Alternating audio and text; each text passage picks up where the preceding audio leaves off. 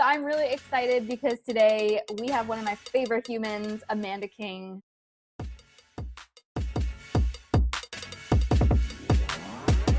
Here on the podcast. She is just the freaking bomb.com. I'm going to let her introduce herself, but we met, I don't know, like 8 months ago? Yeah. So Amanda joined one of my programs, Pitched Your Niche, and then we were working together inside my high-level mastermind.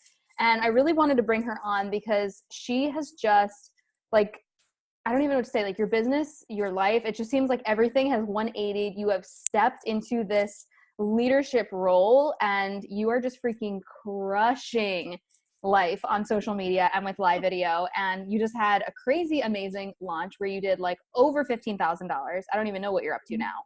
I'm sure you'll fill us in. I'm around 17,000 right now, which is freaking crazy. It's so insane. It's so unbelievably insane. It is a life-changing amount of money. Okay, so I mean, first of all, thank you for coming on. Thank you for being here. I'm just already like getting into it. I'm like, here, let me just brag on you for a second. But fill us in, like, who are you and how did you get your start online?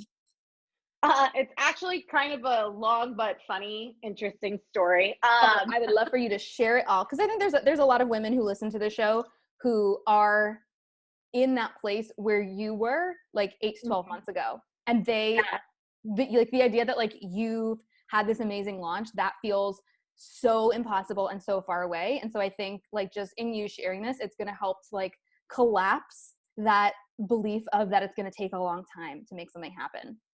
And it's so funny because it seems so surreal to me in the current moment because I never thought this, I never really, like I dreamed about this. And now that it's a reality, it's like, it's completely mind blowing because where I was like 8 months ago to 2 years ago is completely just like, I'm not even the same person anymore. And that is just like, it's so huge. And so my story starts back, I was in the corporate world. I was a corporate pastry chef for a local DC restaurant chain. And I had about 5 different restaurants underneath me.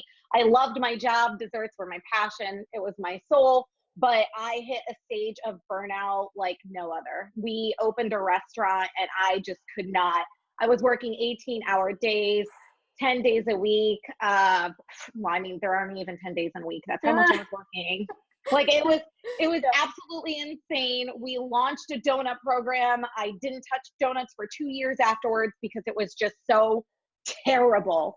And I reached a stage of burnout and I didn't know what to do. And I quit. I couldn't take it anymore. I'm like, I can't do the corporate thing anymore. I can't do this long hours of just busting my butt for nothing. Like for literally for a paycheck. I can't do this anymore. I'm burnt out. I'm tired. My relationship was suffering. My mental health was suffering. My body was suffering.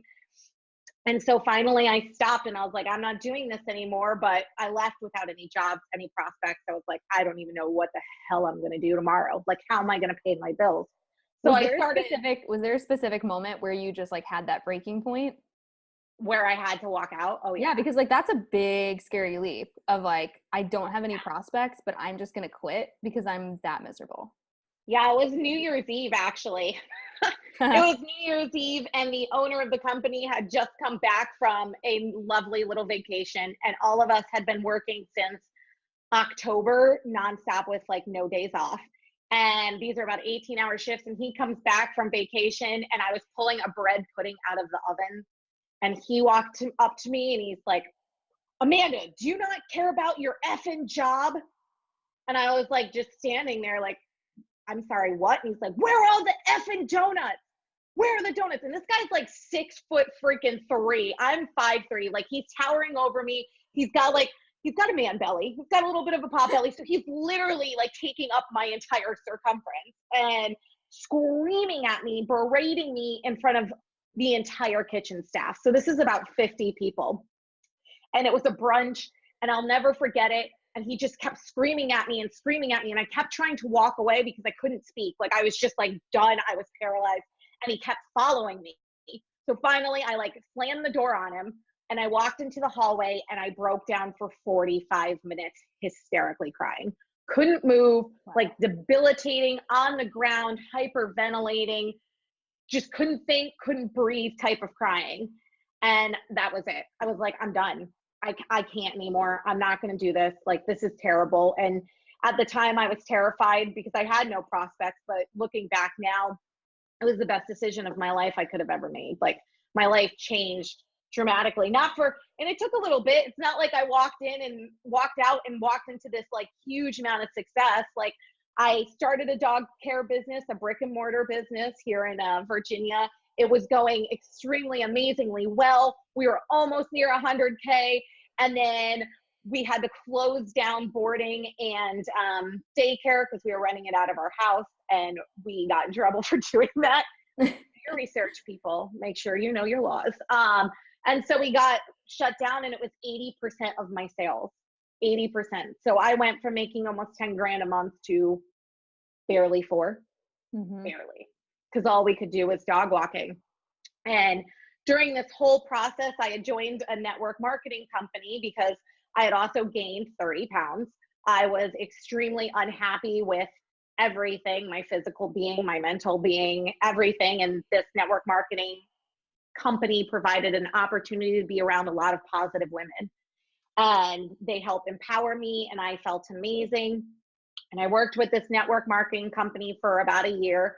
And that's when I met Jen, and that's when I started Pitch to Your Niche, because I was super struggling, like super struggling with the idea of kind of being a cookie cutter version of what they wanted me to be, and not being able to find like my space and my personality in the online space. Like, I was truly struggling with selling anything. Like, the cold messaging was just not vibing with me. The workout pictures were not vibing with me, having to constantly post myself working out, everything I was eating. And I'm a big foodie, but it was just like, I'm a huge foodie. So it was becoming way too much. And when I met Jen and Pitch Your Niche, I was like at my tail end of just trying to make it work. I was like, I need to make this work. I've invested this amount of time into it.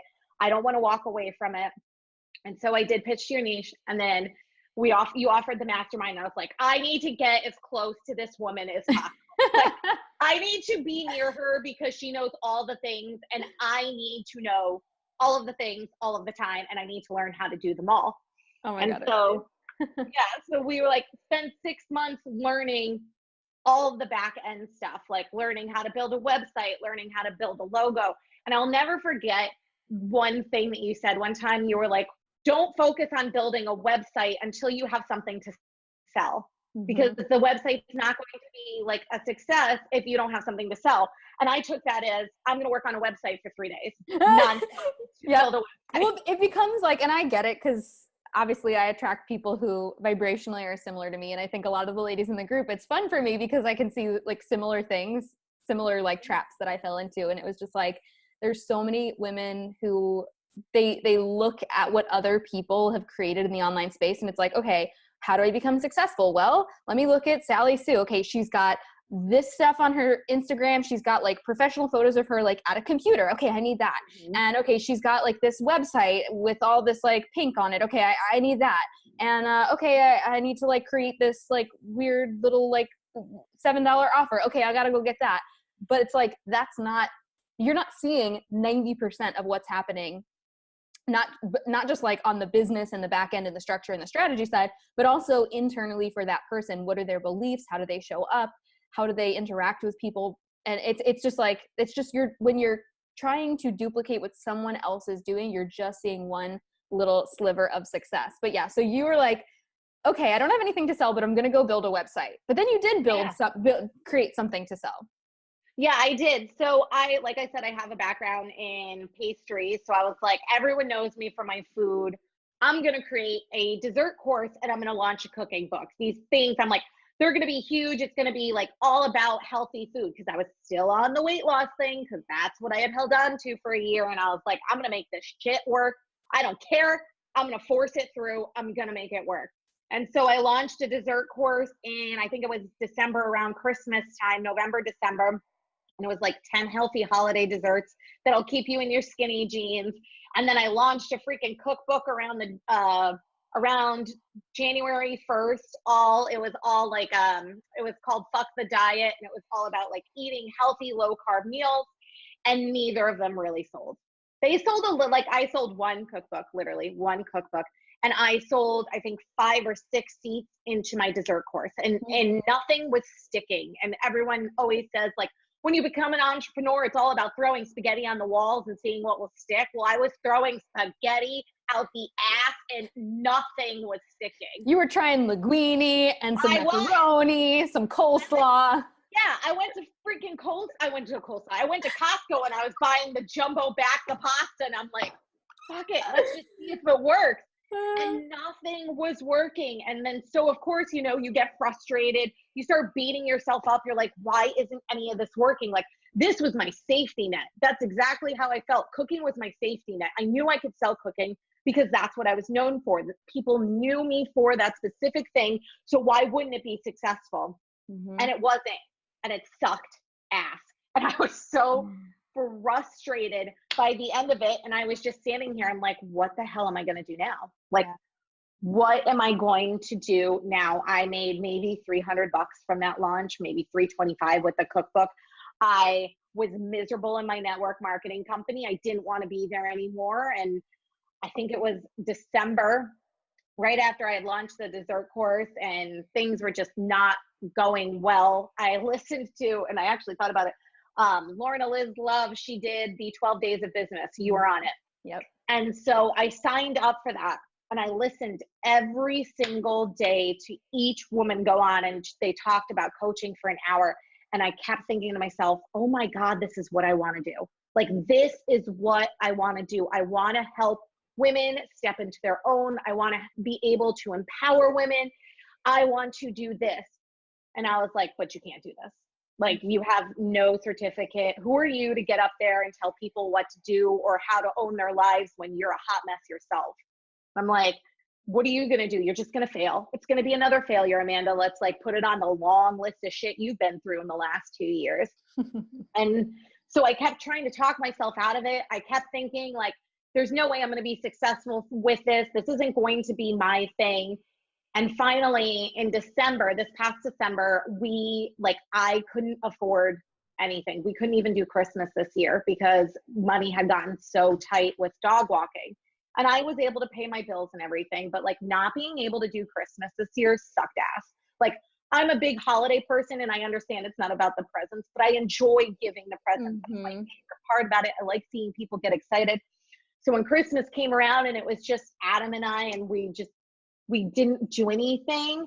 And then it was just that kind of moment, like, what the hell am I doing? Like, what the hell am I doing with my life? Where do I want to go with this? Like, and I started thinking back for all of my jobs, and what really made me passionate was helping other people, was managing other people, was coaching other people. That's what made me go to the network marketing company that I wanted to be in, because I loved the coaching aspect. I hated everything else. Yeah. And so, yeah, after that, in January, I was like, all right, 2019, new year, new me. That whole like, yeah. And I was like, fuck it. I'm going balls to the walls this year, and I'm going to show up. And I'm going to get up there. I'm going to get in the online space. I'm going to say that I am doing life coaching.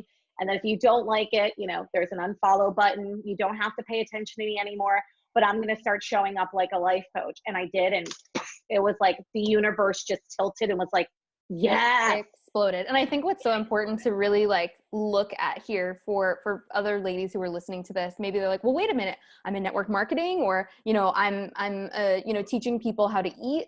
Should I not do that? Like, are the only people making money online people who are coaching other coaches?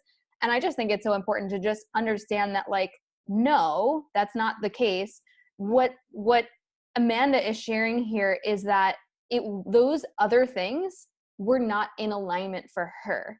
And every single time, because I've watched you go through it, every single time you did one of those things and took action in one of those areas, even though it seemed like it was a failure on paper, it wasn't, because it brought you the clarity that you needed to be able to say, okay, I know 100% that I do not want to be branded as the fit pastry chef.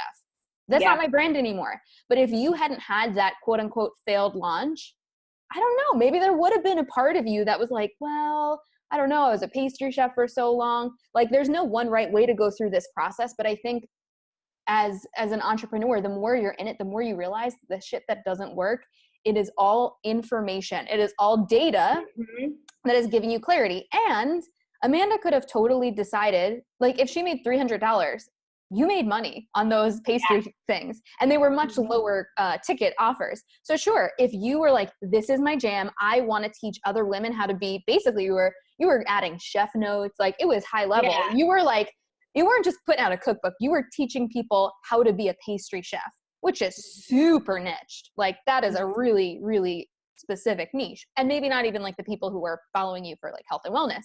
But it's like, if she wanted to go all in with that, she could have done it and she would have crushed it. But you realize by taking action on it that it wasn't in alignment for you. And that's why when you heard some other women speaking about empowering other people, you were like, bam, that's it. And that's why you had that contrast in order to be able to see so clearly what your next steps were. So I think that's just like an important little nugget that I really got from watching you go through this journey. Because from the outside looking in, it was like, oh, like I was excited when things weren't working, when you were really polarized, like I definitely never want to do this again. I was like, good. Yeah. And that was the thing. It was like, with the pastry chef thing, I'm like, I didn't want to go all in because I did the one course and I was already starting to feel the burnout that I was from my last one. Cause I was like, I did all of the video editing. I shot all of the videos. I did all of the chef notes. Like I poured my heart and soul into this thing. And as soon as it started launching, it was like the universe knew. It was like she knew, no, I know you really don't want to do this. You're doing this as a safety net. Like you're doing this because you think it's what you should do, not what you want to do, not what your passion is. And that's with people in network marketing. Like if you are truly unbelievably passionate about what you're doing, great. But there are people in network marketing who aren't passionate with it. And I think that's what correlates the people who are super successful versus the people who are not, because the people who are truly, truly passionate about it, they don't even have to work on the sale. It's like the sale is thrown to them. But when you're struggling with the sales, it may be that you're not passionate about it, but you want the money, you like the product, you may love the product. I loved my products, but I wasn't 100% all in. And it's like people could feel that from me. People could feel that vibration, that energy, and they were just like, no, I don't really entirely trust you. Like there's something off. You don't seem committed. You do not seem like you're all in. And I wasn't. And it wasn't until January when I went all in too. And I was like, I'm going to be a life coach, that I realized I was never all in. Like I had never been all in until that moment when I was, and I was like, so this is what it is. Like I will show up regardless of how many people are watching. Like my first videos, I think got 30 views, maybe. Like I'm going to still show up. I'm going to speak my truth. I'm going to be me, authentically me, not a cookie cutter version of what every other coach out there wants, like is supposed to be. I'm going to show up. I'm going to swear. I'm going to stumble over my words. I'm going to burp in the middle of a live because that's really embarrassing, but it's happened. So embarrassing. But I'm going to show up as me, because if I'm going to really help women step up into their own, I need to be 100% in and me. Like I cannot be someone else. I cannot teach women to step into their own and be a cookie cutter version of someone else. Like I got to be me. I got to embrace my imperfections. I have to embrace my flaws, and I just got to freaking go with it. And I did. And it was like magic. Isn't it crazy? Because I had a similar experience early on in my coaching business when I kind of stepped forward and had a very similar experience. And people were like, how did you do it? And it was like, I just claimed it. Yep. That's it. And it's like, I've watched you do that. And it's so inspiring to watch, so exciting to watch, because you could see that all of the women who are following you, now they are seeing what is possible, and you're creating that vision for them. And that's totally what I wanted to do. And like with this launch too, it's like, I wanted women to be able to see, because when you jump into the online space, it's so overwhelming. Like it is so overwhelming. And you get it from like 18 different ends of how you should run your business. You need all of this. You need all of the bells and the whistles in order to start an online business. So women don't even get their online businesses up and running because they get so caught in the overwhelm. And that's what I was doing at the tail end of like the network marketing thing is I was focusing on the website. I was focusing on the logo, the sales pages. I was putting money in Facebook ads, but I wasn't showing up at all. I wasn't being present. I wasn't claiming my expertise. I wasn't connecting with my people. And in January, when I did, and I was like, I'm doing this, I'm going all in. I'm going to do this launch without websites, without sales funnels, without all of the bells and whistles. And I am just going to be present as fuck. I'm going to be present as fuck with my group, with the people who message me, with the people who are on my live, and I'm going to see where this will go. And it was just like insane. Boom. Yeah. Boom. And I think what's so amazing about what you've done also, and I think this is such a great nugget, a great takeaway for people, is like you didn't build a whole course. We sat down, you outlined it, you talked through it, but you didn't spend 6 months building a course before verifying that people actually wanted it. And that's one of the things that I love encouraging people to do, depending on their personality type. But it's like, sell the course and then do the coaching live, do a beta, get the first one out of the way so that you can make sure that people actually want it. Because there's far too many people who are like, I have this really great idea. I'm not going to tell anyone about it. I'm just going to build it behind the scenes. I'm going to spend 6 months editing it and building a sales page for it. And then when they go, it's live, people are like, what's live? Yeah. Who are you? I've never seen you on a live video. I've never heard of this course before.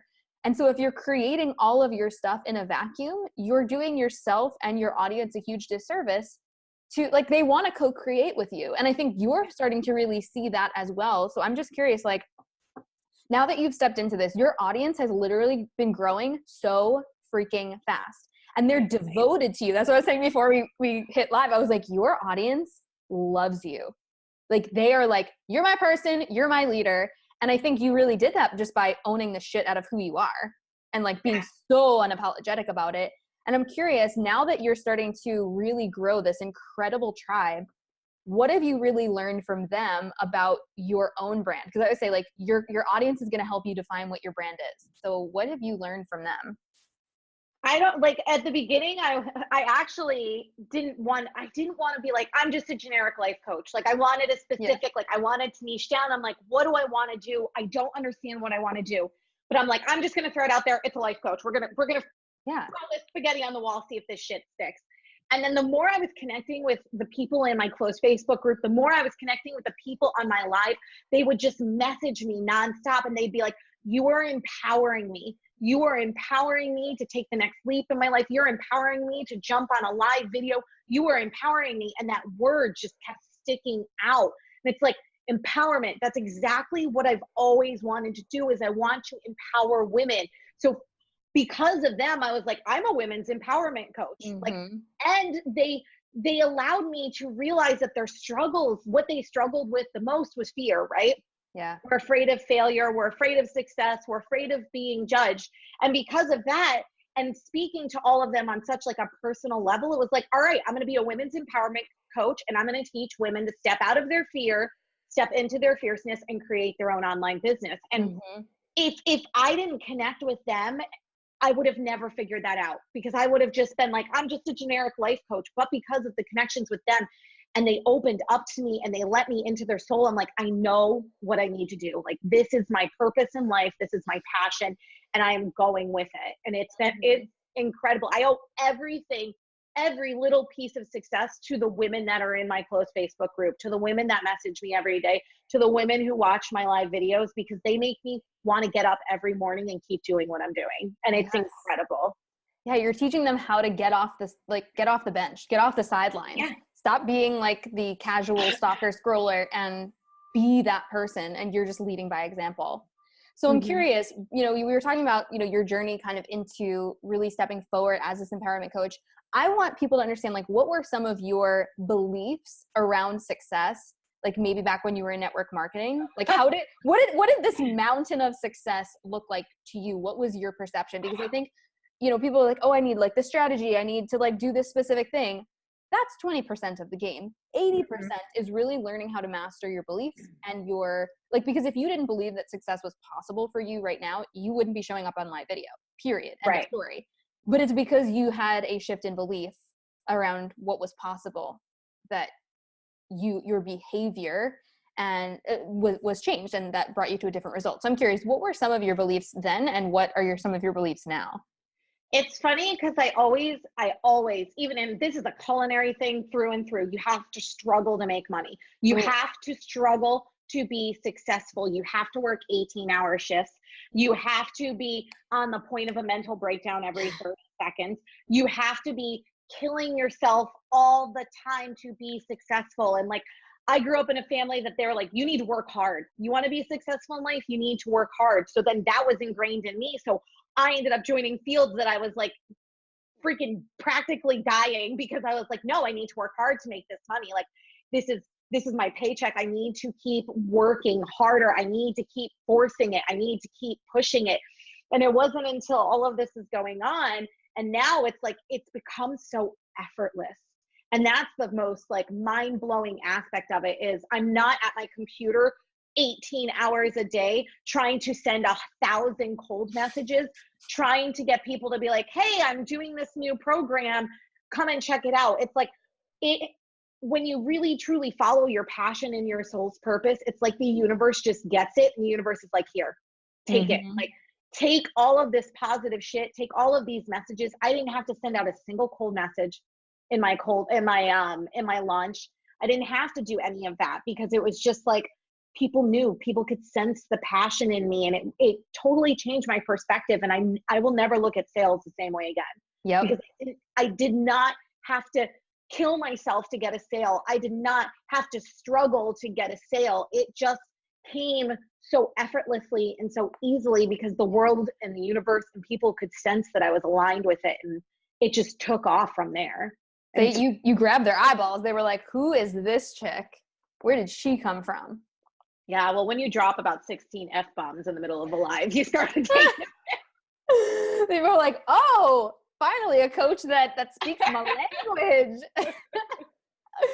Okay, I want to talk about too. I know, and we can cut this out if you want, but I know early on in the launch, like when you first put things out, you were like, you messaged me.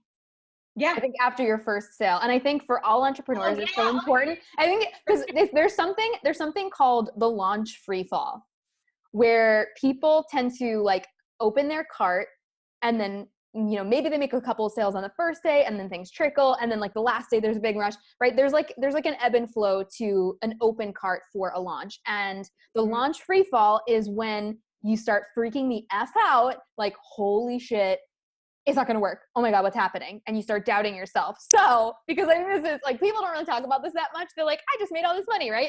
But like, This is the real shit behind the scenes. So you made your first sale for your bundle. And then what happened? I freaked the fuck out. And this, like, I think this is so important to share with people so you can share with it. It's not like, and when people are like, you need to celebrate all your victories. So I sold the first bundle. I looked at my phone, I saw the payment, and I thought, holy shit, oh my God, oh my God, oh my God, oh my God, like, this is happening. This is going to happen. And then I started doubting myself because I'm like, what if she's the only one who signs up? What if I launch this course and it's only one person? Well, is it going to be a one-on-one coaching thing? Do I offer one-on-one coaching? I'm like, what do I do? Should I message her? Oh my God, what's going to happen? Is anyone else going to buy? And then the second person buy. Well, the first one I sold an individual course, and the second girl bought a bundle, which, because I had launched 2 courses around the same time, the second girl bought a bundle, and I'm like, oh my God, she's the only one in the one course. I had 2 people in one course and one lady in another course. And then I was afraid to celebrate because I had been taught that you shouldn't brag about things, but I wasn't celebrating any of this stuff because it was like, I was too afraid I was going to jinx it. I was like super superstitious, being like, if I tell the world that I made a sale, the universe is going to be like, no, you bitch, you are not getting any more sales. Don't brag. And so at first I was like, that's when I messaged Jen, and I'm like, holy shit, I'm freaking out. I made my first sale. What am I going to do? Should I celebrate? I know you say I should celebrate, but I feel like I'm bragging. What is happening? Like, I went into a downward spiral. And that happens, like, even during the launch, I would have days where it'd be like, sale, sale, sale, sale, sale, sale. And then there would be one quiet day and I'd be like, it's over. Oh my God, what happened?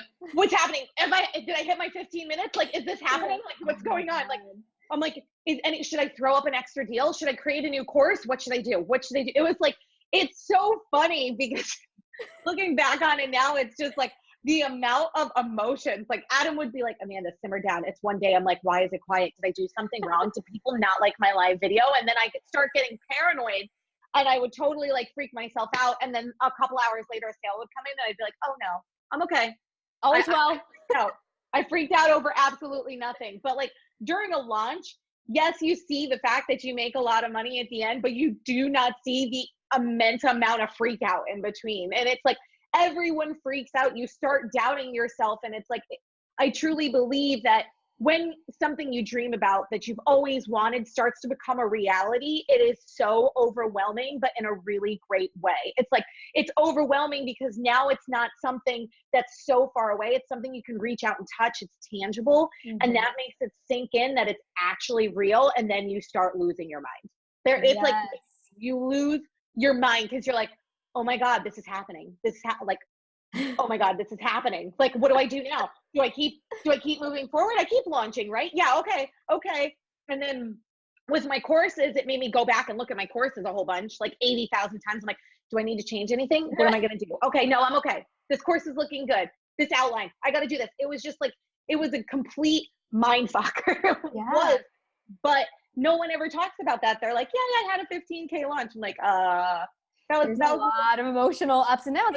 Everything you're saying, I think, is so important that all of a sudden, as you start moving closer to that thing that you've just been dreaming about forever, it's like, oh my God, this is happening. And then all of those fears and doubts, you know, your ego, that inner mean girl, just starts yapping away freaking loud. But I think anytime you're in a place, what I've learned over the years, anytime you're in a place where that shit's getting really loud, you know you're moving closer to greatness. Yeah, because that's your body like trying to go into like self-preservation mode, and it's like, stay small, stay safe, and all of those things of, am I worthy? Will people like this? Is it going to be good enough? Am I good enough? Oh my God, did no one liked my live video today? Was it bad? Like, is this my 15 minutes? Like you said, that's so brilliant. It's like, wow, yeah, like we literally all go through that. I don't care if this is your first launch or if it's your 70th launch. Those things will come up, and a big part of the entrepreneur game of staying in the game and not burning out is being able to maintain a certain emotional state through that process. So because you did such a beautiful job, really not just celebrating yourself, but celebrating all the women who joined your course. So what did that look like, starting to figure out the nuances of how to manage your state and stay positive and really step into that celebration fully? And it's funny because when I noticed, when the days where I was feeling good about myself, the days I was like really into like just feeling myself, the sales would come flowing in. The days where I'd be like, especially when I got towards 10K, I almost had a heart attack on the day that I got towards 10K, because I was like, in my entire life, I thought I'd sell 2. I'd maybe sell 2, especially with everything that happened before the dessert courses. And then the sales start rolling in. And then there's that milestone. It's the 10K milestone. So the whole day I was in a funky kind of mood. I'm like, oh my God, I don't know what I'm going to do. Like, I'm so close. And I had the payment link out to a bunch of people. I was freaking out. And so what I started doing is, when I get into those really crappy states, I put on music to the point where I like almost like totally go deaf. Like, I will put on the most upbeat. I'm a person who loves music, and like a lot of the celebration videos I post are me dancing around like a complete and utter lunatic. But it's because that's what puts me in a really great mood. And it's like, when you get into the downward spiral, you have got to figure a way to get yourself out of it. And it's like, you have to do something. So Adam and I, the day that I was close to 10K, we went to the movies, we went to lunch, we did things that just put me in such a happy mood. And then when that sale actually came through, I almost threw my phone across the room, because I was like, oh my God, holy shit. And Adam, we were watching TV, and he's like, wait, what's wrong? And I was like, I hit 10K. And then I instantly shut the TV off. I grabbed a bottle of champagne, I popped it, and we had a dance party in our living room for like 3 hours. And that's like, the best way to celebrate it is just to like let yourself loose. And I posted a video online of me dancing during the 10K launch. And it was like, I gave 0 fucks basically. People thought I looked stupid or anything. I wanted to celebrate this. I wanted to anchor it in. I wanted to feel this in every bone in my body. And then the second I did this, the like second 5K just came like boom. Boom. Like it was like I hit 15K in like the next day or so, or the next 2 days. And it was just like, holy crap. But I truly believe that if you're in a funky mood, people can feel that, the universe can feel that, and we all have our ups and downs. But during a launch, especially, try to keep as positive as possible. Like, try to just put yourself in a good mood, do things that bring you joy, that make you happy, that make you smile. Because when you show up and people can sense that positive energy, it's like a magnet. Because we attract people, we don't attract money, we attract people. So when we show up with a positive energy, all of these people are like, I need to be with her, I need to be dancing next to her, I need to be making an ass of myself with her, because she knows it. She's in her own and she is so blissfully happy. And I think sometimes people forget what happy looks like. And so they see someone being happy. Yeah.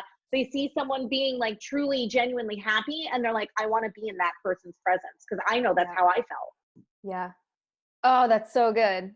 Yeah. And I guess I've never even had considered that, but on a day-to-day, the mundane, they haven't seen someone live celebrating something and just being that like kid-like, euphoric, unapologetic energy.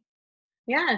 And it's like, I'm not a good dancer. I do like girls running man, and I bounce up and down a lot, and I move my hands like this, and I'm a terrible dancer.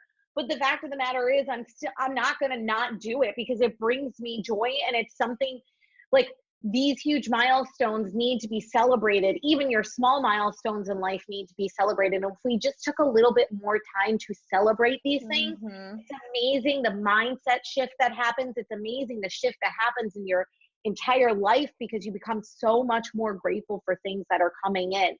And the universe can sense that you are more grateful, so she just keeps sending you more stuff. Incredible. It's like, it's mind-blowing. Yeah, and you create a new vibrational set point, like a new standard for living. I remember going to Tony Robbins maybe 2 years ago, and I literally did not know how to celebrate prior to that. It never occurred to me that I needed to celebrate. Even had six-figure launch, multiple six-figure launch, $250,000, like literally was like, okay, what's next? What's next? What's next? On to the next. And it never freaking occurred to me that I needed to allow myself to receive that energy. Because like you're saying with the universe, if you're constantly blocking that energy by not celebrating, by not receiving it, why would you get more of it? And what a disservice to yourself and to every single person in your community if you're not able to share that with them and show them what's possible, and show them and model to them how to show up when things are great and when things seem like they're shit. Like, celebrate it all. It's all there happening for you. Yeah, totally. So I know you were talking a lot the other day, and we had an awesome conversation recently about like being a cookie cutter. And you talked a little bit about that at the beginning of this. And I think we need to talk about like the whole difference between like the masculine and feminine energy and what that really looks like for you, because I just loved this conversation so freaking much. And I heard you talking about it on live video, and I was like, yes, girl. You mean when I said I was balls deep in my masculine energy? I love it. But see, I think what's so interesting is that we create these ideas of like, this is what feminine looks like. Yeah, totally. This is what a spiritual person looks like. This is what a goddess looks like. This is what a woman in her masculine looks like. And this is what burnout looks like. And this is what hustle looks like. And, you know, I obviously talk about it a lot from like the NLP perspective. Like, we all have different pictures in movies and different meanings for different words. So I was talking to someone on the podcast recently. Her podcast is Harmonious Hustle. And she's like, well, originally hustle for me, she's like, I got my first million doing illegal shit. So like when people said hustle, I was literally like, oh, I am a hustler. And that was her understanding of hustle. And then so that was very much in her masculine, doing illegal shit. And then she was like, I applied that, or attempted to apply that to, you know, showing up in her own business, and it just didn't work. That's not what I think of when I think hustle. Yeah. So I think it's so fun to look at like, well, when other coaches are, you know, talking about what's worked for them and what their perspective of the online coaching world is, it's like, it's all for your consideration. And even the shit that I say, like, please, especially the shit that I say, take it all with a grain of salt. Like, try on the dress. Does it fit? Does it look good for you? Does this make sense to you? If not, take it off. Take what works, leave what doesn't. Like, and I think you've really been speaking to that. And I just like love your perspective on this. Well, I just think it's like, I always had the image, and like, I went really deep, balls deep in searching about feminine energy and masculine energy, because I had heard a lot of coaches always be like, the second I hit my milestone, the second my business exploded is when I was in feminine energy. So I start reading as much. I'm like, what is this? I need this. This is mine. And so I started researching it, and I just like the idea of feminine energy became this idea of like this Greek goddess girl who just walks around so ethereally, like just floats. She doesn't even walk. She floats. She has this beautiful hair. And the only way I was going to be successful in my business is if I looked like that, if I acted like that. And it was kind of a mind fuck, because I have been so much in my, what people would perceive as masculine energy, right? Because like, I'm a hustler. I look at data, I look at analysis, I look at views, I look at comments, I look at engagements. And so trying to figure out what worked for me, because I was like, well, I don't even know how to get into what everyone says I need to, which is feminine energy. But then you and I had this conversation, and you're like, well, what does that look? How do you know you're not in it now? And that was just like completely mind blowing, because you were in that space of having, you just hit 10K, 15K, you're making all these sales, people are coming to you, everything's increasing, every single thing was in complete and total alignment. And you're just like, I don't know, I think I need feminine energy. And I was like, how do you know how are you not in your feminine energy now? Right. And that's because it's like this idea that she needs to be some Grecian goddess. And it's like, no, that's not it at all. And in my head, I'm like, do I need to get extensions? Like, what do I need? Do I need to start wearing flowy clothes? Like, do I need to go buy all of the flowers and all of the chocolates and all of this? But I honestly think it was just like, I am in my feminine energy when I am happy as hell, when I am standing in my own and speaking my passion, and it doesn't have to look like everyone else's feminine energy. And that was just like a mind blown right there, because it's like cookie cutters. We all want to look like each other. And it's like, my feminine energy looks completely different than other people's feminine energy. And there's nothing wrong with that. We all are different human beings. We're all uniquely us. So why do we always have to feel to put ourselves in a mold or put ourselves in a box, when it's like, no, this is my feminine energy, the loud mouth, cursing like a sailor, like laughing, having a good time in life, and just being so present. Like, this is my feminine energy. Yes. And it doesn't have to be something so ethereal. It's just me. Yeah. And feminine energy does not mean female. And I think that's the big thing where, people get a little bit tripped up, and obviously our brains are trying to be efficient with information. Mm-hmm. So we're creating these models and schemas and going, okay, this goes in this box, this goes over here, because it wants to automate as much as possible. Like, our brains want to automate. So it's like, oh, okay, this is what this means. This is like, when is the last time you looked at a tree and thought, oh, that's really different? Like, we just, as a kid, we're like, tree. Okay, these are all trees. Each one is totally unique. But we just go, boop, that's the same thing. And then until I realized that recently when I was in California, I'm like, whoa, a palm tree. It's so cool and different, because like, I don't ever see them. But it was like, and I got to appreciate a tree and really look at it and really see it. And so obviously our brains are automating as much as possible. But I think it's so important when you're feeling like unsure about something, that resistance is coming up, to really examine, why do I believe that?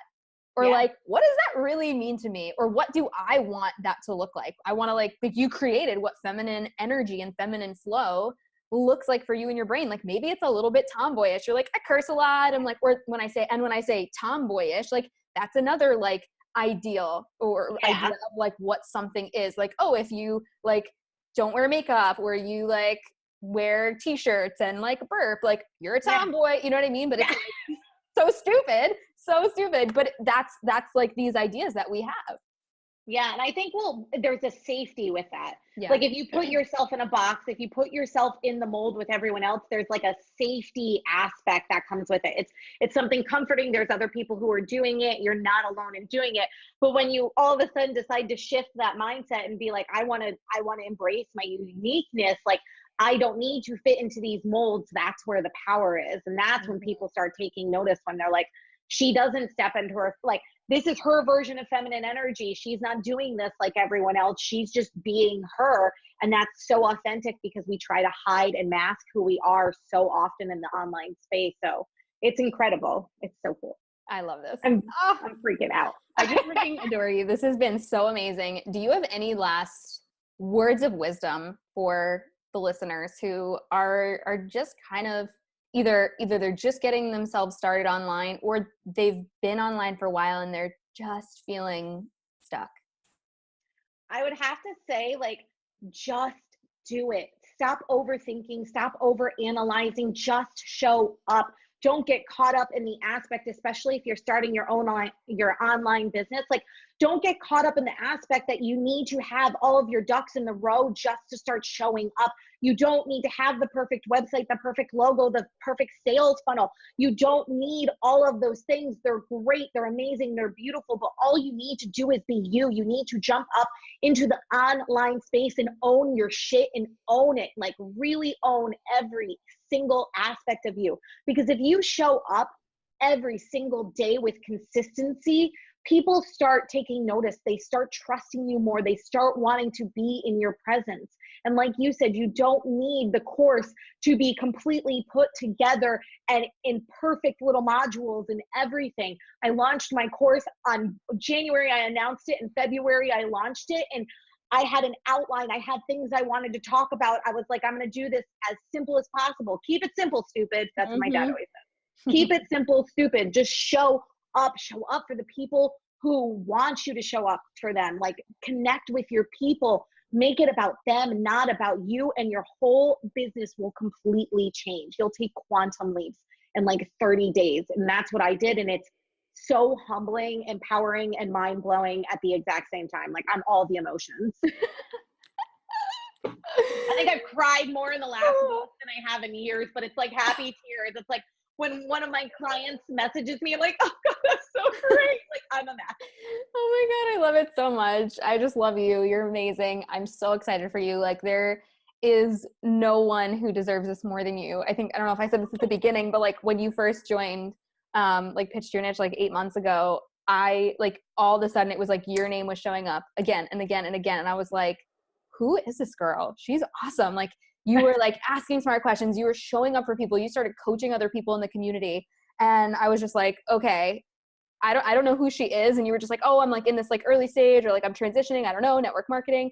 But I was like, I don't know what you think is going to happen for you, but it was just like, you're going to make this happen, because you had the hunger for it. You had the tenacity. You were showing up for the work. You were looking for answers, and you were so open and ready to receive. So I'm just like, yes, of course this happened. Like, I saw this here. I was like, oh, I'm just so excited for you. It's so funny, because I entered your mastermind, and I remember saying to Adam, I feel like the underdog. And he's like, what do you mean the underdog? I'm like, all of these women have such huge success in their network marketing business. And I'm still here like, like, we're going to make this work. And in 6 months, I went from feeling like the underdog to being like, I deserve a seat at this damn table. Like, I work star student. Yeah. Yeah. I'm like, I'm up here with you now. And I was like, that makes me so excited, because it's just like, your world can change in 6 months. Your world can change in a month if you just start showing up for it. And it's been an amazing experience. Yeah. So funny. I actually wrote that word down the other day, underdog. Yeah. It was like, I feel like that really is like a big part of your brand, that you speak to those women who feel like the underdog, who feel like the misfit, who feel like the sidekick, the person who's just like not cool enough, not pretty enough, who's just kind of like been on the sidelines and benched themselves their whole life. And I think you really speak a lot of vision into them and show them like, yo, this is possible. This is possible. And it's been incredible to watch their journeys. I mean, even when these women signed up for the course and the course hadn't even launched, I saw them start stepping up in ways that they were not stepping up before. And I was literally in tears all the time, because I was like, these are people who were so like, they felt like they weren't worthy. They had no confidence. And now they're getting up on videos and just talking, and they're posting videos of them dancing because I'm dancing, and we're dancing together. And it's like, holy shit. Like, create a movement. Oh my God, it's incredible. And it's just like, all these women, they deserve the most happiness, they deserve the joy, they deserve the love, and every woman on this planet deserves that. We just need to realize that. We need to realize the potential within ourselves to achieve that, and then we need to act. We need to start stepping up and doing it, and it's incredible. Oh my gosh, so good. Okay, so where can people go to connect with you and learn more about you? Well, they can come to, so I don't have a website, as I said before, but well, you have your old Kajabi site. I'm sure that'll get revamped eventually. You can have the Pastry Chef Fit site. But I have a closed Facebook group. It's called the Fierce is Fuck Tribe. So you can Google us, and then you can follow me on Instagram. It's at Fierce is Fuck Tribe. And that's how you guys can connect with me. Yay. Awesome. Well, thank you so much for being here. This was so much fun. I know that people are going to have like a freaking fire lit under their booties. Under their booties. Okay. And guys, if you loved this episode, then take a screenshot and tag us on your Instagram stories at HeyJenCasey and at Fierce as Fuck Tribe. Yes. Yes. Woo! We can't wait to chat with you, connect with you, and hear more about your biggest ahas from the episode. And yeah, thank you for being here. Thank you for listening, and we'll talk to you soon. Bye. Thank you so much for having me. Yeah, thank you.